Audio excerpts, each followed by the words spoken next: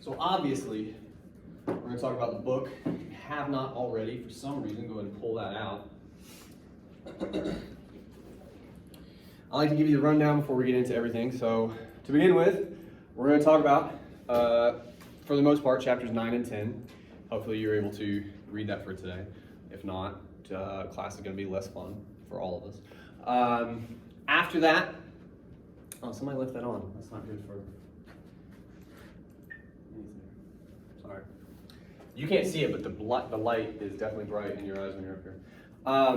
Where was I? Oh, so we're going to talk about the book. After that, I'm going to have a bit of an open floor session. Anything that comes to mind about the book, whether it's a question, an observation, what have you, about the book, about the revision, about the paper we're working on, any of that stuff. So if you have something right now, go ahead and write it down.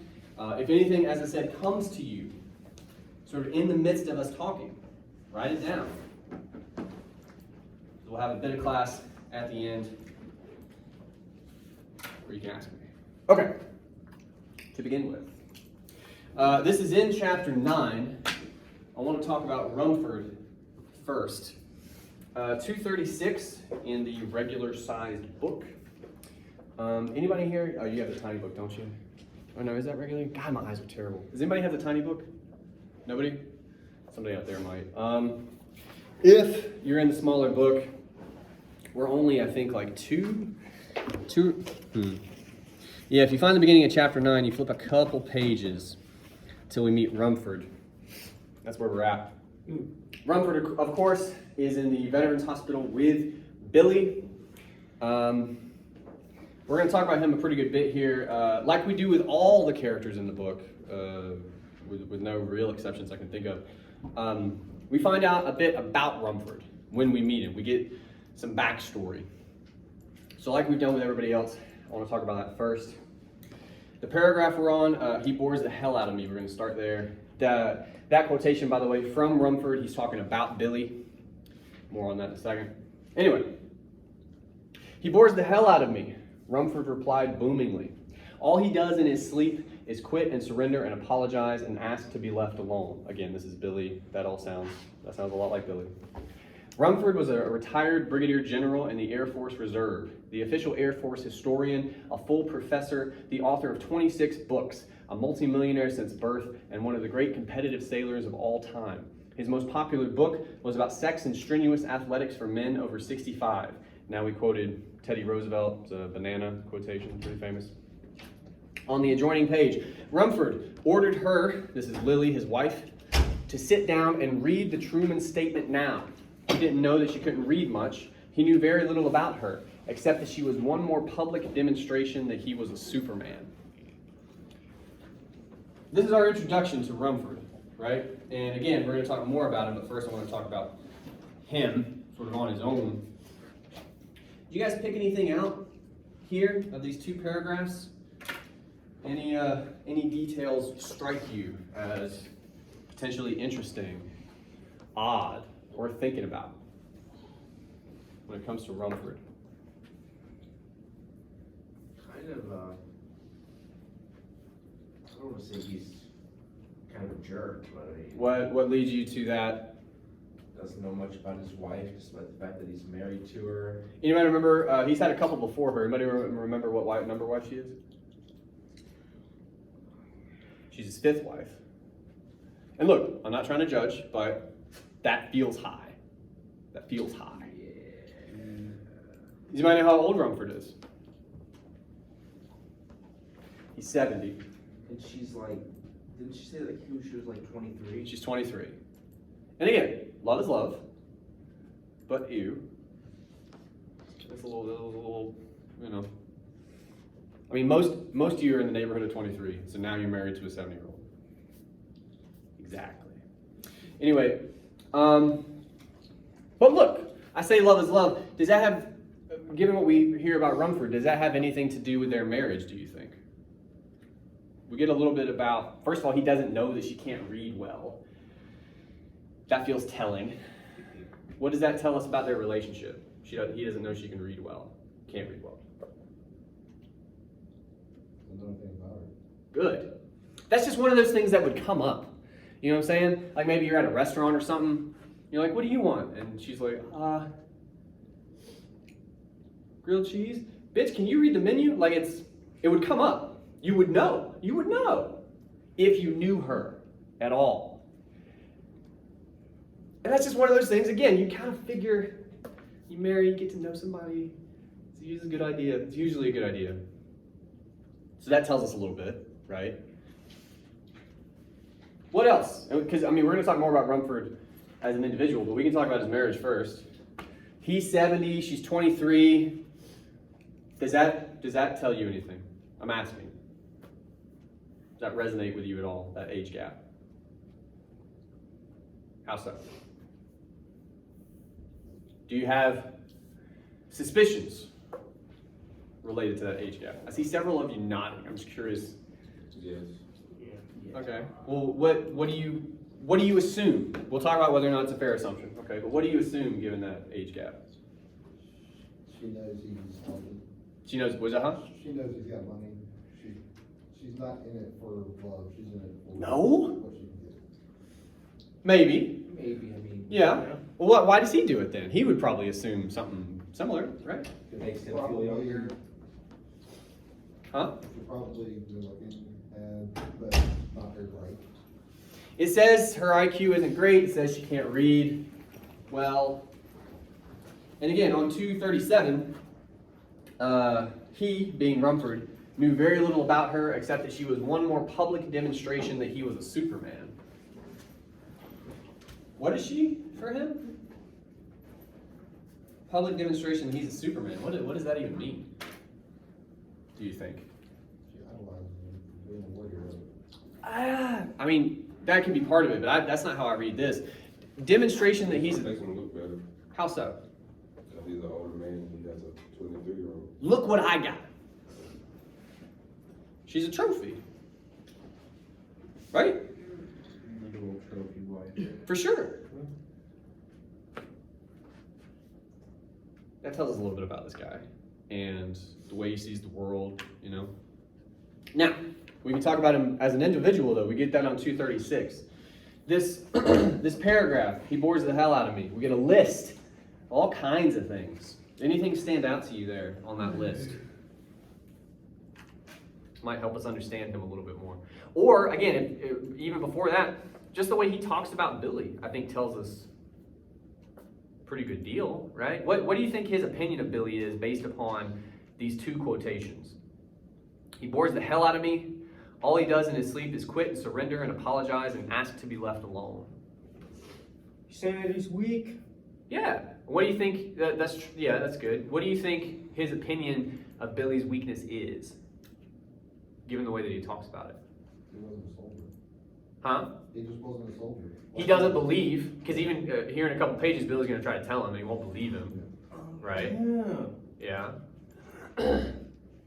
But even before that comes up, like explicitly, what do you think his opinion of Billy's weakness is? Weak is a good way to put it. He definitely reads him that way. Do you think he enjoys Billy's weakness? Do you? No. Okay. So he clearly has a problem with, and I'm going to keep using that term because it's a good one actually, Billy's weakness. For sure. It bothers him for some reason. Okay. Now the list. It's right after those quotations. Anything stand out to you guys? Because there's a lot here, but some of them are more interesting than others. Anything stand out to you as potentially interesting? Might help us learn a little bit about this guy, the way he sees the world.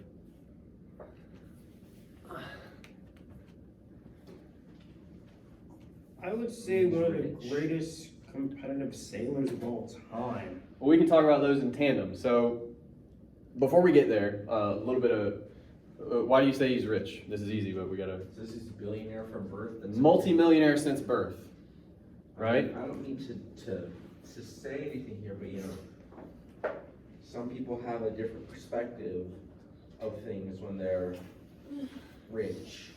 Yeah. Well, and in 2021, I mean, some people, quote unquote, like want to eat the rich, like you hear that thrown around. I'm not saying all that, but it's interesting. It tells you about the guy a little bit, He's a multimillionaire since birth, okay? Now, along with that, right after that, he's one of the great competitive sailors of all time.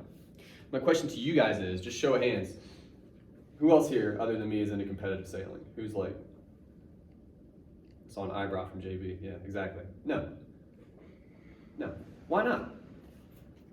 You get into it when you're young, right? You know? It's an older person sport. No, Yeah. not even. It's a young man's game. Also, Why don't we go sail, any of us? Because You know, most of us don't own sailboats. it's expensive. Yeah.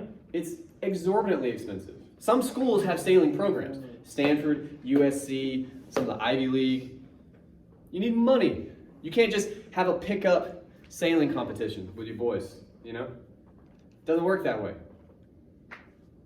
So these last two that we've mentioned, details, seem to stem directly from a pretty healthy bank account since birth. And again, I'm not knocking the guy for an inheritance, but that's got to at least color how you see him, how he carries himself. All Billy does is give up, ask to be left alone. He hates that about him. I'll put it to you this way. I feel like, you guys will agree with this, I feel like it would mean a little bit more if Rumford had had a harder life. This opinion he has, right? To feel the way that he does with what sounds like a fairly cushy life, right? It changes things a little bit. But there's more to it than that, because look, it says he was in the Air Force, all this other stuff. Did any of those other details strike you guys? We're getting a very quick, but I think a pretty exhaustive picture of this guy, actually. Anything else strike you as interesting about Rumford? There's one you guys have left out, which frankly surprises me, but Author of 26 books. that's impressive. All these, by the way, are listed as accomplishments. Anybody else notice that? These are all accomplishments. Oh, yeah. But along with those accomplishments is the multimillionaire since birth, which it's not an accomplishment. It's awesome for you, but like it's nothing you did, right? So that could be implying something there. But anyway, anything else stand out to you guys? What about the very last detail we get? It's after this list. We talk about his most popular book. I can't believe no one pointed this out. Oh, yeah, the fact that it's about older men in sports, That's part of it. which is something we've been going over and over and over again. What else is the book about? So, Good. His most popular book was about sex and strenuous athletics for men over 65. Old men playing basketball. Very well I don't remembered. know how much more on that nose you can get. Yeah. Well, I mean, again, you know, that poem is like 30 years after this book or whatever, but now it seems like Rumford is in the same ballpark as maybe some of the guys in that poem, or maybe even the speaker in that poem, the way we talked about him weeks ago. Some of the same anxieties, some of the same motivations, right? Rumford wrote a whole book. You guys were justifiably uncomfortable with us talking about a poem. Now it's chapters. Chapter 4, he's very into this topic. And apparently a lot of other folks too. It's his most popular book. A lot of people want to read about this. So that whole conversation we had about old men playing basketball, a lot of it seemed to come from, just to remind you, masculinity, how we measure it, how we display it to other people, right? We think all the way back to Lily now. She's a display, it says, of what he's capable of as a superman, so as a man, right? We're absolutely doing that same stuff here. All that stuff. You can just go back and look at your notes. That's a joke for me. You guys should take notes. Anything else stand out to you? There's one more, I would say, pretty interesting detail in this paragraph. If you don't see it, it's okay. We'll come back. It's all right. We'll come back. I want to do a couple other things, though, to make sure we don't run out of time. So we talked about Rumford, and I think we're beginning to have a fairly clear image of the kind of guy he is, right? 245. Now, we're going to get more into what he thinks of Billy. This is after Billy has actually started speaking, telling Rumford he was at Dresden. And of course, Rumford won't hear him, won't believe him.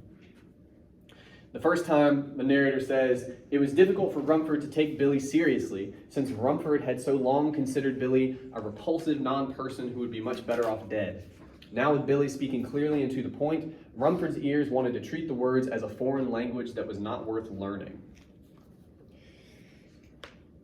What does he think of Billy here?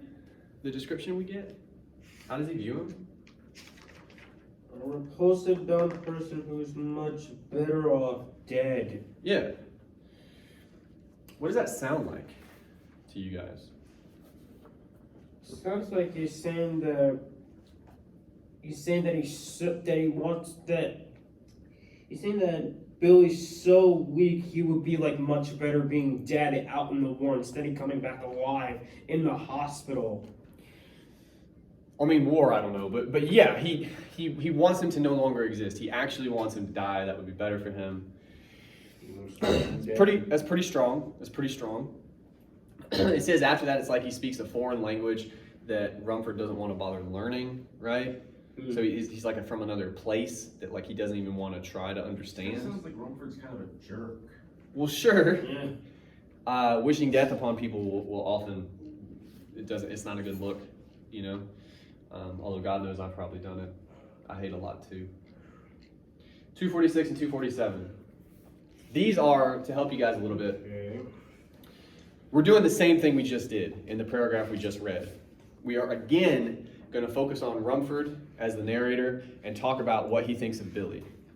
And it's interesting to me that we're going to do it 3 times, back to back to back on these pages. So on 246, now Rumford thinks that Billy has echolalia. And they talk a minute for what that is. Do you guys remember what echolalia is? Or do you know what it is? It's just you repeat back what you hear in the room despite Good. not actually being in it. So it's not actually coming from you, right? You're just kind of bouncing it back. Alright. The paragraph we're on, 246, gives us that definition. Echolalia is a mental disease which makes people immediately repeat things that well people around them say, but Billy didn't really have it. Rumford simply insisted for his own comfort that Billy had it. Rumford was thinking in a military manner that an inconvenient person, one whose death he wished for very much for practical reasons, was suffering from a repulsive disease. And then on the very next page, there in the hospital, Billy was having an adventure very common among people without power in time of war. He was trying to prove to a willfully deaf and blind enemy that he was interesting to hear and see. What is Billy to Rumford? We get a lot of descriptions, but we get a pretty powerful word, I think, here in that last paragraph. Rumford sees Billy, what? An enemy. An enemy. He's an enemy. Which is,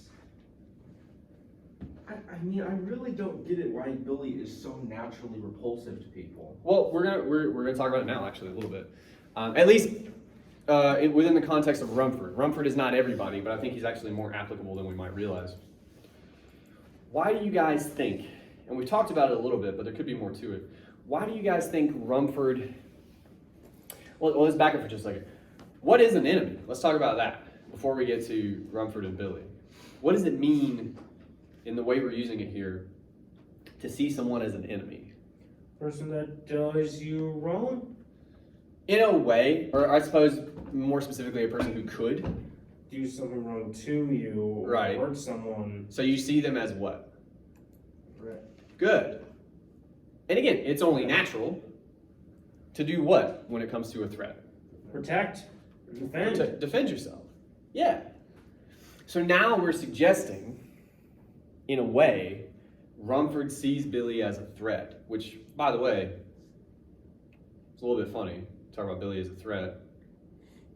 But it seems like something Rumford keeps talking about it. Now, again, to be fair to Rumford, he's right next to Billy, and Billy probably would be hella annoying to be right next to, like for an extended, right? Like, sure. But he sees him as a threat. somehow.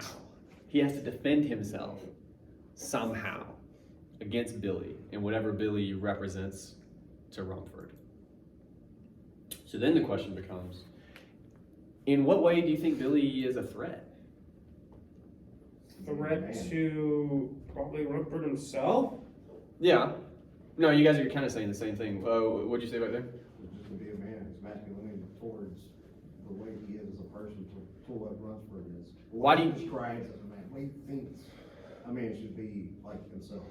Why do you think, and I'm with you, and I'm really asking the whole class, why do you guys think, as a man, Billy is somehow a threat to Rumford? Because Rumford is who he is. Sounds like he's pretty good at it too, pretty comfortable at it. Like, how could Billy threaten that? I think it's just something that I don't need to like, the best way to put it is Billy just kind of shakes Rumford to his core with his mere existence. It does seem to come down to his marriage. Well, because I mean, for a lot of this, he's asleep. Because, You know. it's like, you've got this guy who's shivering, shaking, Right. murmuring in his sleep. Right. He's pathetic, to be honest. He is. He is. And then you hear truthful, and then over time, it's like he says he's in Dresden, and it's just like, nah, it's not. It's That psych specifically, right now. even. It's psych right now. Why would the fact that Billy was at Dresden, why might that threaten Rumford?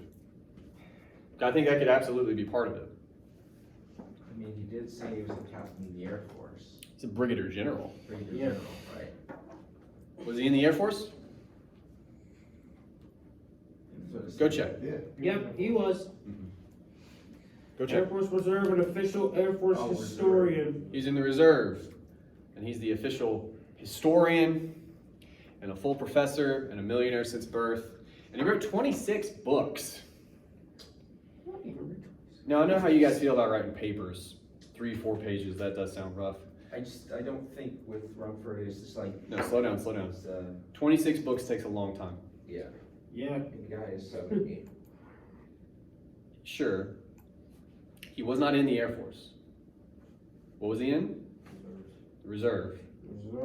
He was the historian and a full professor, which by the way, I'm not even that. I was in college for 10 years. Right? How much action do you think Rumford has seen? None. None. None. Or at best, very little from like way back. Plus, it would take a long time for him to like write all I'm saying, to do all these things, books. take a lot of time where he's not at war. And he wouldn't even have been in war in World War II if the guy is 70. Well, it's in the 60s. He would have, well, no, he could have been too old. Yeah, maybe World War I, he'd have a shot. But no, the point is, given what we know about him, and we absolutely know he wasn't at Dresden, why? How do we know he wasn't at Dresden? His reserves. Well, there's that, but I mean, reserves do get called up, but you know, but how do we know he wasn't at Dresden? Because they're still writing 26 of the books. He has Lily bring him all this research. He has all these questions about it. He doesn't know anything about it. But he has his beliefs about it. Well, sure, but my point is he wasn't there, and we Yeah. can basically prove that. So again, I'm going to ask the question: how might the fact that Billy was at Dresden threaten Rumford? It seems to come down to that. He doesn't like Billy to begin with, but do I? Yeah. His writings or his research. Threatens his ego. He thinks he's Okay. smarter than him, probably. You guys are talking over each other. Sorry. I think all these things are true in a way, sort of. Here and then here and then here. What were you saying? It may threaten his work, the way he's writing about. Was life's work even? Yeah. Well, and it's funny too, though. Notice how all that gets lumped together. It's not just the Air Force historian stuff. That's part of his work, but along with that work is the sex and strenuous athletics for men over 65. Like that's part of the same work. I think it'd be fair to wonder if it threatens that too somehow, right?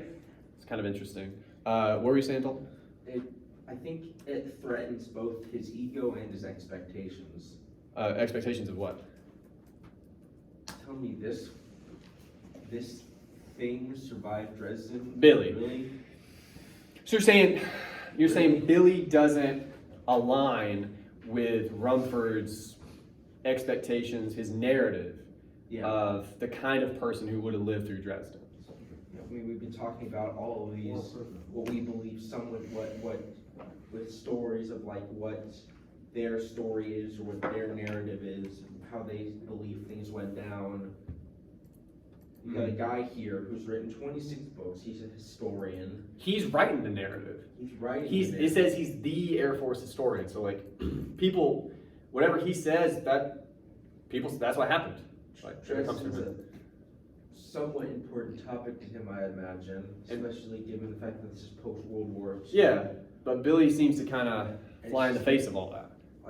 He doesn't want to believe it. For sure. He refuses to believe it. For sure. Jason, you chimed in at some point, so.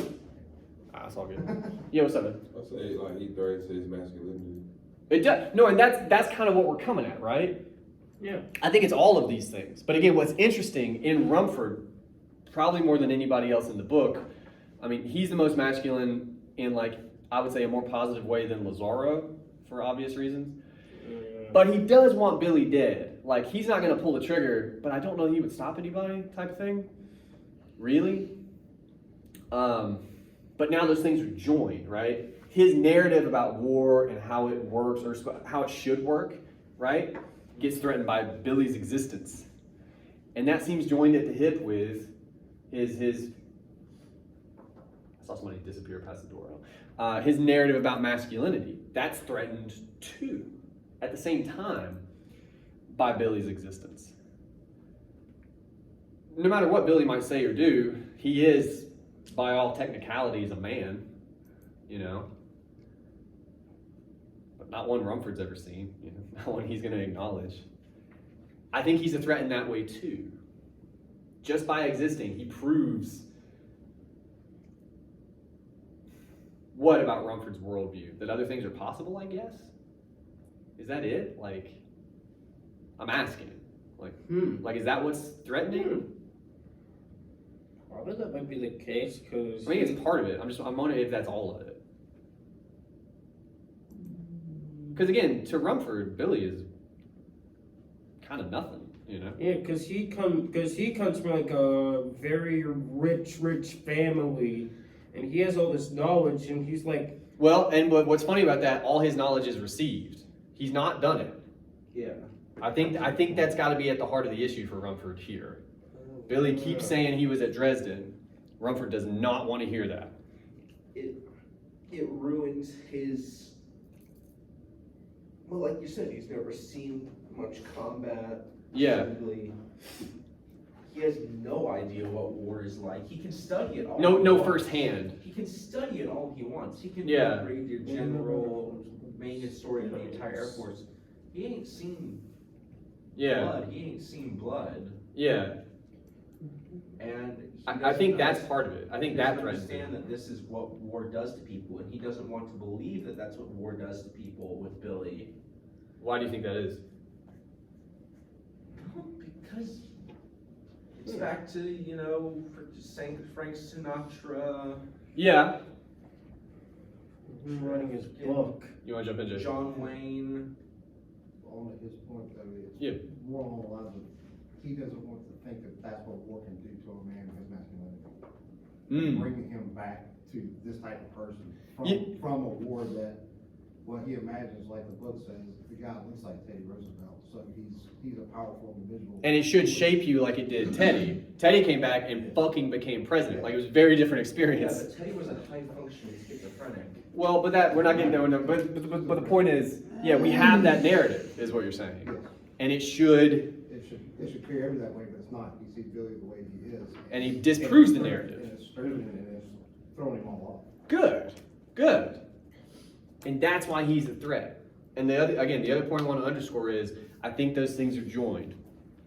I guess what we're kind of saying is, like, war, the way we've thought of it forever is, if you come back, not everybody does, but if you come back, on the other side of that, you're a capital M man, right? And because war is such a masculine, historically, enterprise. right? Hmm. What's more manly than like walking over a hill and kicking the fuck out of somebody and taking their shit? Like that, isn't it? Like that's what we're talking about. Billy's not doing any of that. Ever. No. And Rumford can't tolerate it, can't even acknowledge it, right? He's the enemy, it says. And we talk about Billy purposefully, I would add, like we use military language there. Yeah. Yeah, I think that ties back to Weary and how he Ah. describes, telling his war story to the people he knows back home. Yeah. It's the same way that, the way that Rumford thinks about how a hero is supposed to look. Yeah. And he doesn't fit that at all. Valencia, I mean, we don't get to see what's in her head about it, but she does the same thing too on their honeymoon.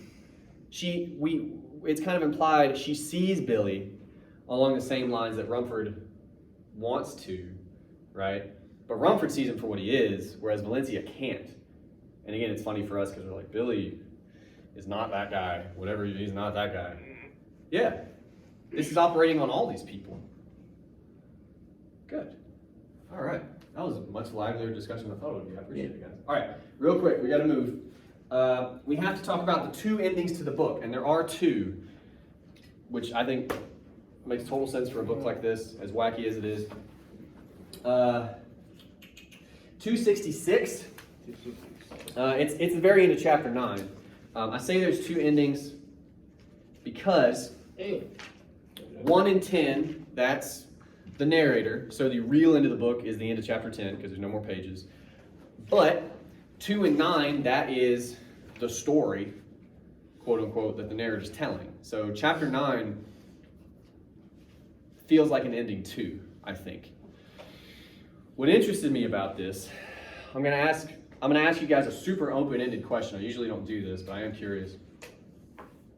You guys notice anything about the end of chapter 9, the last 5-10 pages, something like that? Anything stand out to you? This is Billy, he gets on the radio, he starts talking about aliens. Obviously, they kick him off the radio because that's what you're gonna do to that guy. He goes to a store. Anybody remember what kind of store it is? It's a dirty bookstore. My last class said an adult bookstore, and I was like, yes. Porn shop, basically, with all that kind of stuff in it. This is before the internet. What I find hilarious is the fact that the store owners get so just pissed off at him for actually wanting to read. To be fair to them, their world, that is weird. But I'm asking here, did you guys notice anything in those pages? I'm hoping something stood out to you guys as odd in those last 5, 6, 7 pages, something like that. It seems to all pretty much happen in and around the store. Does Billy encounter anything that you found interesting? Well, I mean, there's a lot of interesting stuff in here that Like what? that comes up. He sees the picture of the woman and the horse. The damn horse picture? Yeah. Several times. There's a magazine about her which says she's missing. There's the film that he doesn't watch all of. Yeah. Soot and chalk comes up several times. Once in that regard, but comes up several times here. It's come up throughout the book. Yeah. You mentioned... One of Kilgore Trout's books actually made it all the way to New York. Well, a couple of them. There's a couple of Trout books. Do you guys remember any of those plots? One of them in particular is pretty interesting. It's like a doctor who goes back in time. Oh, the stethoscope. Yeah, there's that. If we have time, we'll talk about that. But no, there's one. Goes back in time. There's one that's. There's one about a couple on an alien planet. Yeah, Oh, that one. Yeah. What's going on with them in that book? Jog my memory. The same thing that happened to Billy. They're in a zoo. You think In an that's alien the one that- zoo. I was wondering that. It's like Kilgore said he'd write a book about the stuff that happens to him. Did Billy tell him that stuff that he saw from his future? That is unbelievably charitable. There'd be no time for that. He's only known Kilgore like not super long. Although Kilgore probably just churn him out. No. What do you guys do with all this? He's encountering all of these things here at the end of chapter 9 in this shop. It's almost like a repetition going through points of the past. Yeah, no, these are things that have come up throughout the book. Yeah. Yeah, especially the Trout novel is like, well, there's whole sections of the book that are just like that. Kilgore keeps writing. Kilgore writes about 3 things: Jesus, aliens, and I guess the human endeavor. Well, that's everybody. But yeah, to a degree. Did you have your hand up, Jason? No. Damn. What do you guys do? We've talked about repetition before. I feel like I've primed you for this a little bit. But it does bring up a lot of his unstuck in time moments, What do you mean by that? as far as like the Tremont Thorns and Yeah. where he went that way. Yeah. The people that have come up in those times. It's Yeah. almost like a time frame. It's almost like the time warp coming through in present time. Maybe, although I In a would, way. well, I would say in the way that it hasn't come up like this in the book yet, so it'd be weird for that. What else is possible here? Like, I guess what I'm asking is, why at the end of chapter 9, which I'm going to call our first ending, it's like Billy's ending, basically. Why bring all these things back really, really fast? The horse picture, a couple of mentions of Montana, soot and chalk comes up a lot. The Lord's Prayer we get in the illustration at the end of chapter 9, right? That's come up several times in the book. I'm sure I'm leaving something out. You can even start with the way his evening starts. He starts talking about aliens on the radio. The book tells us he had never mentioned that to anybody before. Does anybody remember what happened to him right before he goes on the radio? Not long before? He was in the hospital. Why was he in the hospital? Plane crash. He had a head injury. Yeah. What's going on here at the end of chapter 9? What's possible? It's kind of pulling back the curtain, being like, this book about being unstuck in time and and about aliens and World War II and all that.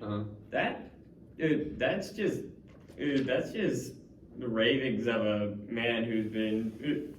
That's just the ravings of a man who's been mentally scarred and hurt in a way. I mean, it's a good point to mention the fact that, despite the fact that Billy has been over and over again unstuck in time, and yet he never uses it, then he never really probably would choose to use it, but he never actually comments about knowing what's going to happen.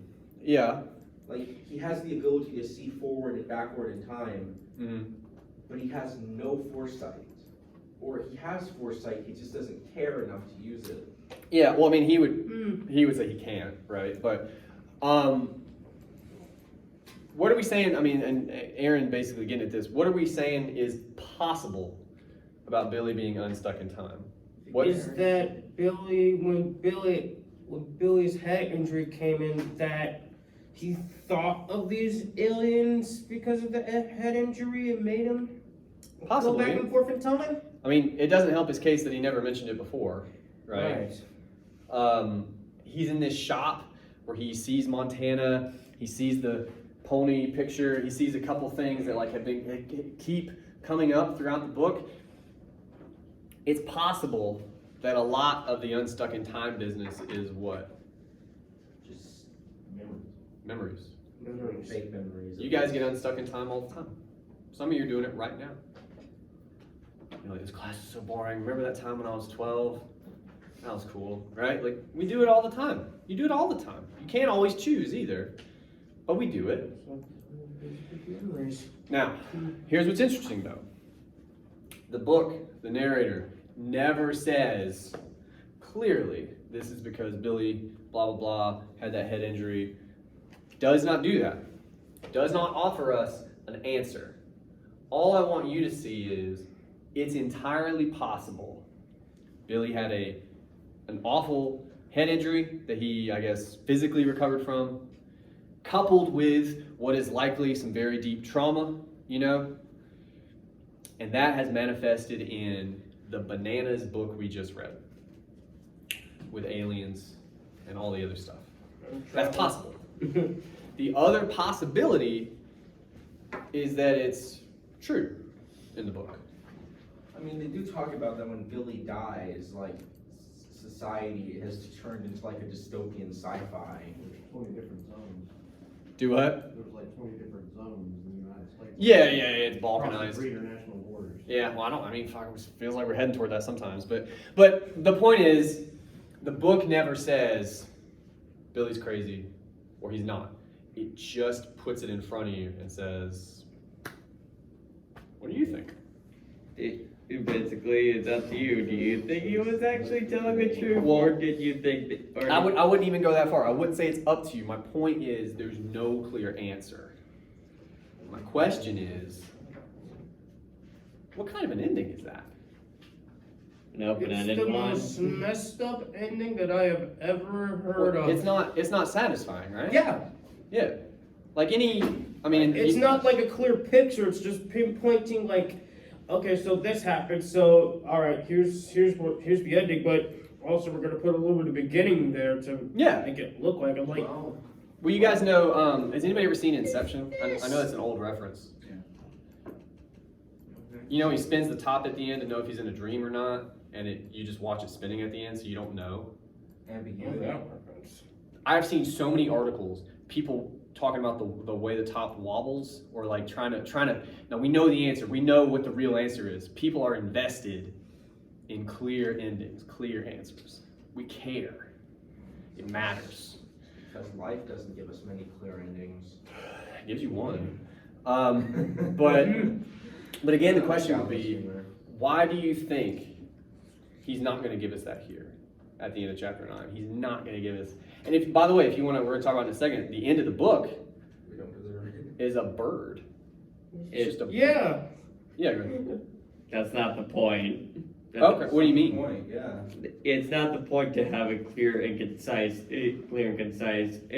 beginning, middle, and end. The point is to actually basically go through this book. Is to go through this book, and we'll see the terrors of war and the experiences these people have with it. Yeah.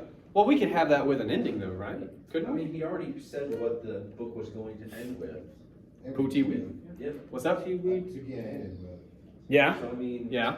had to fit that ending in somewhere. Well, but the ending could be anything. He could always tell us about it. Yeah.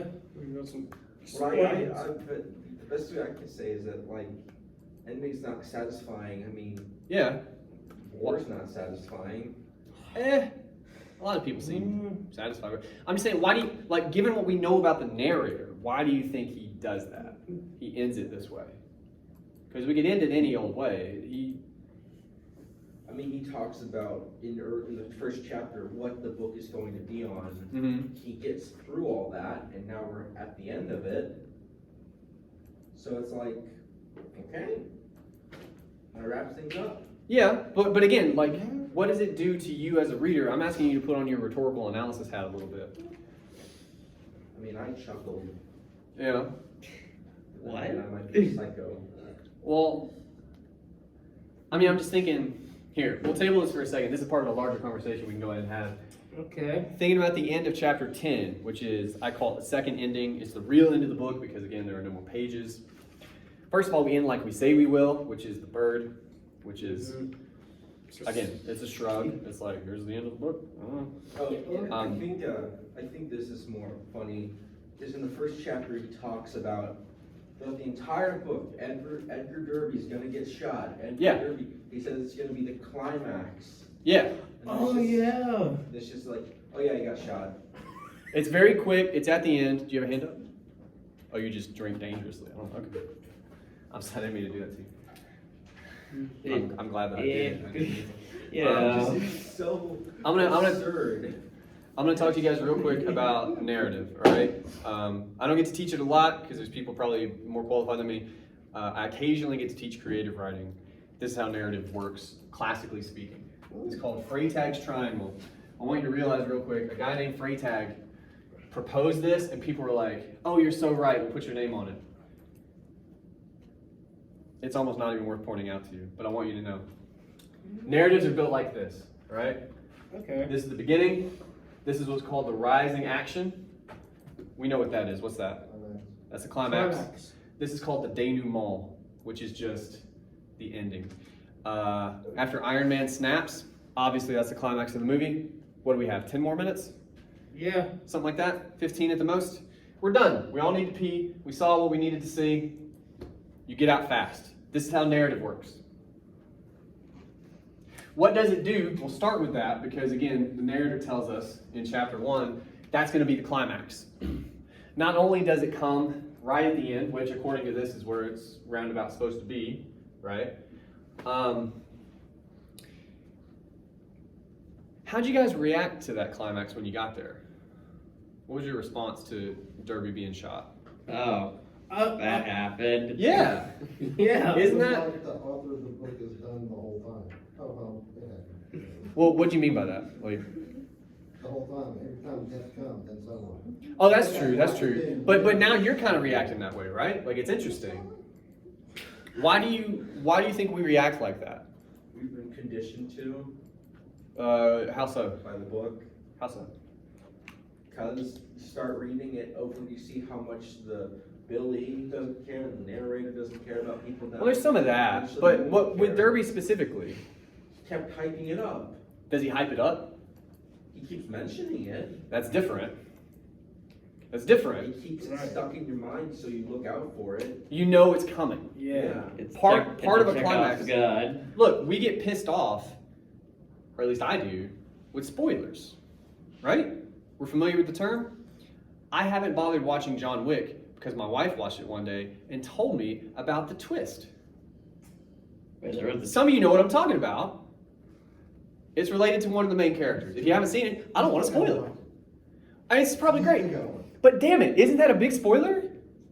She was like, why are you upset? I was like, are you kidding me right now? How could you, right? Because she ruined what is probably the climax of the movie. Or at the very least, it's in the ballpark of the climax. She ruined it. What does it mean when someone ruins a movie for you? It completely destroys your whole perspective of the movie, or Well, destroys your experience. Okay, good. Now, but to get more specific, what are we experiencing that gets spoiled? What are we really talking about? There's an emotion. If I remember this, I'm old enough. You're intrigued. When the last Harry Potter book came out, apparently there were assholes standing outside the bookstores with Dumbledore Dies or whatever, or one of the last Harry Potter books. Oh yeah. And people were furious. I don't know. They did a. All I'm saying now. Like one of them did like a drive-by spoiling. But again, like those people are probably monsters. But again, why is that? Like, what is it? Can we pinpoint? Like, there's emotion attached to it for sure. But I still say we could get more specific. What do you get out of a good climax or a good twist or something unexpected? Like, what do we get out of it? A rush. A sense of relief if we've been waiting for this things for so long. Yeah. Or just like, oh my god. So you enjoy it. You're entertained by it, Yeah. right? And when someone ruins that for you, then it's like You can't be entertained anymore. Yeah, it's like it's just not gonna just hit the same way. Like if you're walking into Endgame and someone's like, Iron Man dies. Everybody's like, this motherfucker. but again, it's because all of a sudden you can't enjoy it. That's what happens. Poor old Edgar Derby. At least 20 times in the book, something like that. Yeah. You get nothing out of it. Well, And on top of that, we take all this rising action throughout the book and we just, jump. So it looks more like Jumps for different timelines. the book is like that, right? Like it's not built like that. It's more like this. So you can't track the narrative now. You can't get invested in the way that you're supposed to. There's no payoff. It's how people talk about a climax. It's all of this pays off in terms of entertainment. You enjoy it. We know the narrator doesn't want you to enjoy it. Why? Because the book is so complicated? Well, again, I mean the jumbledness. Yeah, but he tells us too, explicitly, he doesn't want you to enjoy it. When does he say this? Who does he say it to? us, the readers. Well, he says everything to us, but he's speaking to somebody in the book. Who does he say it to? They're talking about entertainment. They're talking about war. Where? Pretty close. They kind of talk about it, but it's more this other person. It's the only time she really comes up. Mary. Yeah. Oh. What's her big thing? She makes him promise. Oh yeah, not to Don't turn- make them enjoy the book. Don't make Yeah. it to where it could be a movie where they would enjoy it. By the way, they did try to make this into a movie at one point. It Oh. is. Suck. It's unwatchable. Yeah, it got banned in the UK. Well, it's awful. It should be banned just because it's not good. But sure, right? Like it's. But again, the point is, I guess he succeeded. You know, imagine trying to sit through that. What would you even, right? You can't enjoy it. This is him keeping his promise. I disagree. Well, no, I mean I found, but you. To borrow somebody said this, it doesn't hit like Endgame. It just doesn't. Close. But again, I think that's on purpose. That's the point. Yeah. So he spoils the climax repeatedly. He jumbles everything. We end on shrugs. How do we end it? I don't know. A bird. We're gonna repeat all this. Have you questioned the validity of the narrative? Right? Yeah. I think I would argue that's part of his project in not having you like. There's no fist pump moments in this book, really. You know. Yeah. All right. Yeah, that's basically everything I wanted to get through. Very briefly, I mean, we have a little bit of time, but very briefly, I wanted to open the floor, and we'll go through my list. First of all, anything, questions, observations, anything at all related to Vonnegut, anything at all. You borrow my brain for a minute, if you like. Yeah, go ahead. Let's do with the. I don't know, but I feel like this book is not like a roller coaster of emotions. It's just a roller coaster in itself. Yeah. Well, again, it's yeah, like it's the way the sort of exemplar you're holding up against it is when we think of a roller coaster of emotions. Pick your movie or your book. Normally, it is again you're with that rising action, but it's jerking you all around. Like as a reader, you're getting pulled in different places emotionally. And yeah, when you fuck with the narrative structure like we did, what's interesting to me is this is a question I haven't been able to answer. I'm always curious. How much, and I'm honestly asking, how much of you guys think that's just like a natural thing we do? Like when you watch something or you read something, we naturally want to get invested, feel something, you know? Or how much of it is we've been conditioned to do that by movies, what have you, right? That kind of train you to be entertained. You know what I'm saying? Because again, he's writing in the 60s, TV. Most people didn't even have one at that time. If you did, it was like somebody on your block had a TV. Like it, so Had 5 channels and it was. they all saw the world. staticky. They saw the world and entertainment very differently. I don't know that Vonnegut could have conceived of 2021 in the way that we experience it, right? Like that's a weird thing to tell you, but that's true.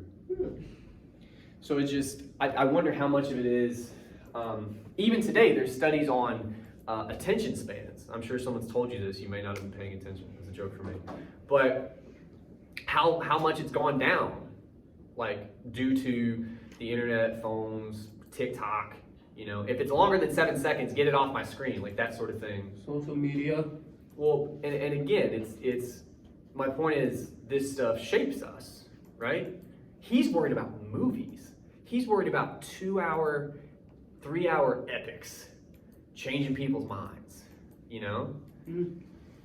It's kind of an interesting thing. It's like this is like this mindset just doesn't even affect consumers. It affects creators too. I mean, Yeah, it's a cycle. I mean, I mean, one of the things you're told as like a new writer is to be like, you gotta grab them you gotta grab them, you gotta make sure it's like, oh, you read the back of this, they want to read this now. Yeah, well, starting in medias res, like starting in the middle. Even that's super old. That's from the epics. The Iliad starts in the middle. Yeah, but basically it's the idea of you have to like capture their attention because it's just like if you don't do it then they're gonna go. They'll find something else. Yeah. To be entertained by. And I mean that's kind of odd because you think about like some of the most influential and important stories, and you start to think out, okay, but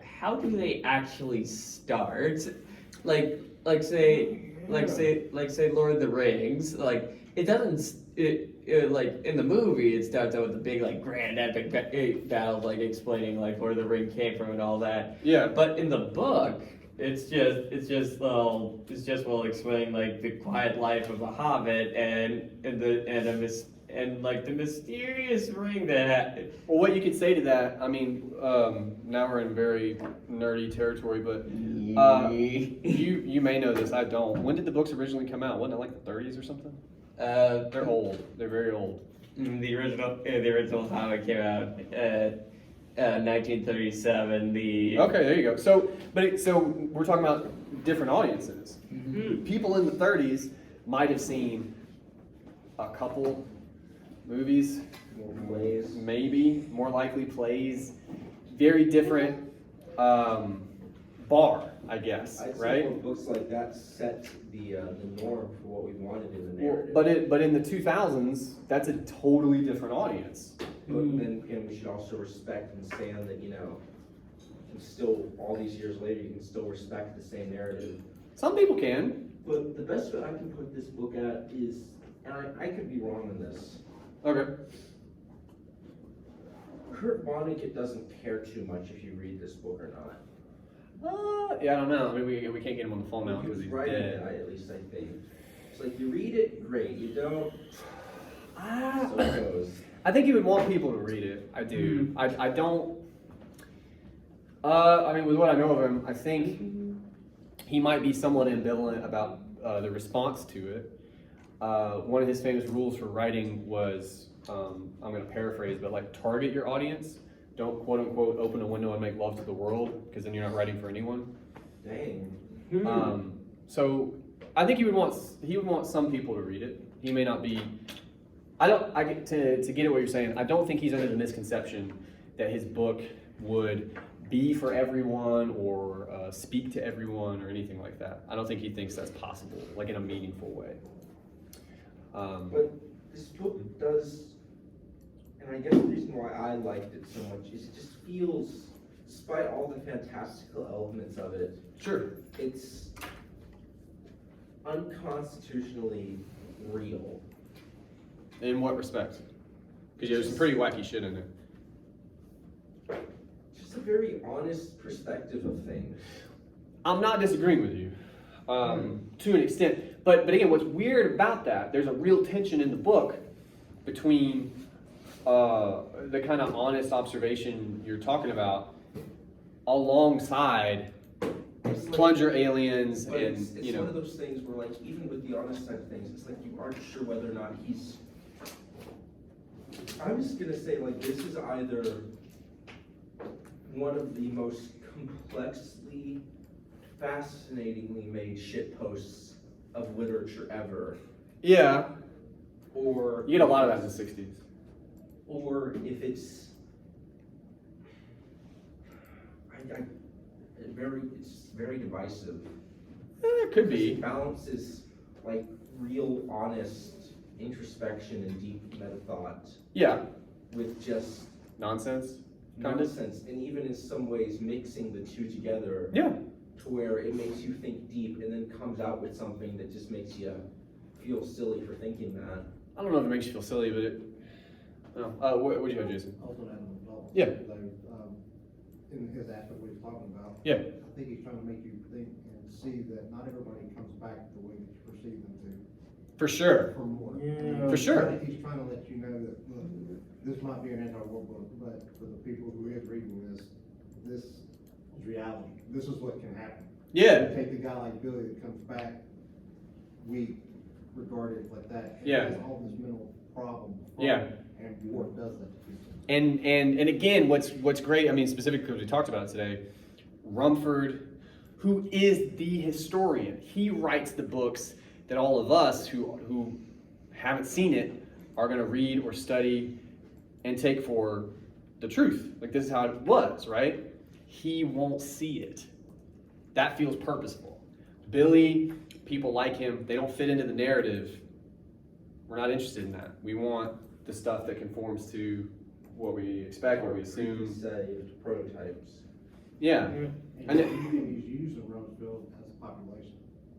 Yeah, well, and again, I The mean, type of population that people don't want to see this, they don't want to hear this. yeah. Well, and again, importantly, he's going to be the one that tells the population, given all the stuff we learned about him. Like, he's kind of in charge of the narrative, the kind of guy he is. Yeah, for sure. For sure. That was good, guys. You did well. Anything else about the book? Anything at all? Questions? Observations?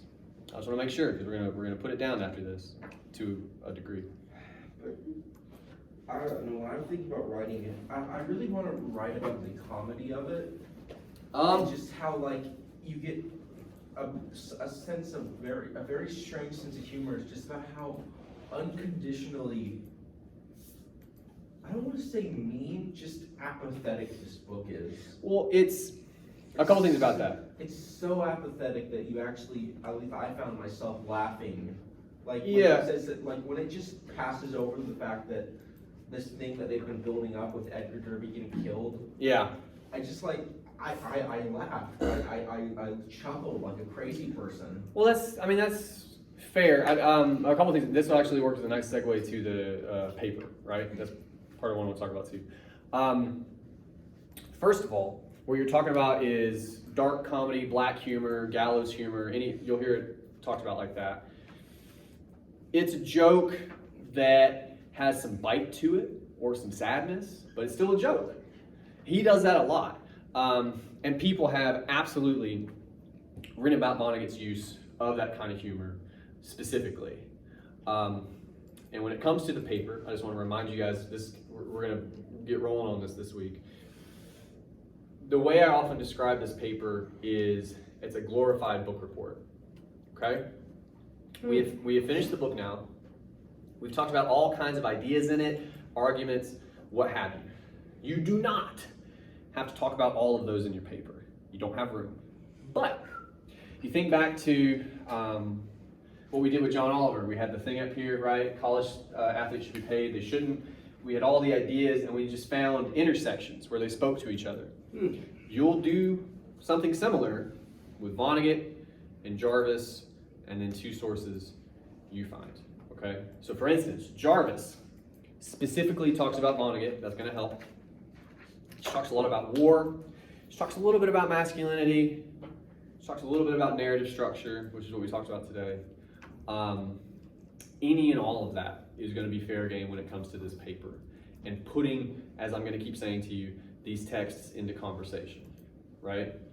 And you guys, I think Jason in particular, I'm not going to remember the example, but you said, oh, you talked about Rumford in relation to Weary, right? That's fair, I think. Because again, we're not just talking about the kind of people they are, but more specifically, we're talking about the sort of narrative they're subscribing to. Yeah, yeah, yeah. There's tons out there. Some about Vonnegut, a lot of it not. That just has to do with how we think of war, or more specifically, how we think of soldiers, like how we picture them, and how that changes how we see those people, whether it's in movies or real life. The point I'm making to you is there's a ton of stuff out there you can engage with. You only got to find a couple things. But when it comes time to do it in a paper, it's going to be organizing that information and just building body paragraphs on, here's one idea about war or about soldiers and how they're depicted. This is how we talk about Vonnegut. This is what Jarvis has to say about that. This is what this other source has to, like, they agree or disagree. You know, like, that's how you move through the paper. That's what it's going to look like. That will make more sense as we go, But I swear to you, that's how this thing is going to be built. Okay. At this stage, are there any other questions about the paper? Yes. So where is the trying to remember, but you put it on Google Docs on the first, second, third, and fourth paragraph and on how we should list it. Huh? I don't remember. I'm not sure. On the prompt, which is on Courston, there's a thing at the bottom talking about organizational approaches you could take. I think maybe that's what you're talking about. There's one I recommended, one that I don't, but I give you both because you guys will try both. Basically, I'll just say you should organize this paper according to ideas. That tends to go better. So rather than what some of you will, by the way, still do, which is paper 1, summary of Vonnegut, or paragraph 1, paragraph 2, summary of Jarvis. I'm telling you, don't do that. Yeah, that's it. Okay. Organized by ideas. So today, if you're thinking of Rumford, you might pull a quotation from there. Very clearly, we're thinking about masculinity, but also very clearly, we're thinking about what that might have to do with our narrative about war. There's absolutely other people writing about that stuff. That'd be a pretty good little body paragraph on how conceptions of masculinity or what have you has to do with our conceptions of war, you know? And then based upon wherever that paragraph goes, you're probably gonna have a ready-made second paragraph on, say, depictions of war, or that war narrative more specifically, right? And then you have another body paragraph, some from Vonnegut, some from somebody, you know, like you just kind of build it in that way. But base it on ideas, not texts, would be my advice at this stage. Were there other questions? I thought I saw a hand, but I could have made that up. Sweet. Okay, last but not least, I know we're getting shortish on time. Any questions about the revision, which is due tomorrow night, 11:59, because people get confused about midnight. Tuesday night is when it's due. Yes? What are we supposed to do with the revision? That's a very big question. I'm gonna assume you mean you turn it in on turnitin.com, is that what you're asking? No, I mean, Oh, shit. how do we do the revision? Okay. I like to be transparent with you guys. This is a rough time to be asking that question, but I would say, number one, you want to go into the paper on Turnitin. You can look at the rubric, which will help you a bit. You can also listen to my feedback, which will help you, okay? In terms of what I saw like wrong with the paper, but I almost always try to pose my feedback as, this is how you could improve it, this is what you want to try to do in a revision. So I would do those things. It's a little late in the game. What I would usually add is you can hit me up with questions, or here's what I have now, here's what I'm thinking type of thing. Again, so many of you are going to do that here in the next 24 hours. I'll get to the ones that I can. I mean, real talk, like for instance, my son has football tomorrow night, so if you hit me up tomorrow evening, that email's not probably getting looked at. Like, it's just not, that's too late. It's too late. Be serious. But regardless of what you might do with email, those first two things are absolutely the first two steps. Look over the rubric, that'll help you a little bit. Okay. Listen to my feedback. I walk you through how you got your grade, like in terms of parts of the paper, and how you could sort of make those things better. Yeah. Other questions? Okay. For next time, we have finished Vonnegut. Hopefully that applies to you. If it doesn't, you should really do that. Beyond that, you have a discussion board post. Technically, that was due before class, but I think we all understand the world we live in, so you want to be doing that real soon. Beyond that, your revision, as I mentioned, tomorrow night, midnight. So Wednesday morning, it would be late, like just so we're clear. For Wednesday, I want you to look over the bib prompt. You're going to end up doing 4 of these. You're going to hate me for that. It will help you with the paper. But anyway, look at the prompt. We'll talk about it. And you want this last piece of information. Jarvis is what many of you would consider to be long. I'm telling you right now, you only have to read the first half. Okay? Okay. So I pointed out to you when we talked about research, I think it's like a 3-page introduction in Jarvis. Then you have a section header. like something Slaughterhouse-Five. Everything after that is clearly about Vonnegut. There's going to be another section header about halfway through talking about Gravity's Rainbow, Thomas Pynchon. That's another book. We didn't read it. You don't have to read that part of the article. It's like half the article. So save yourself some time. Don't read that part. Okay. Sweet. Got it. I'll see you next time. Thank you guys.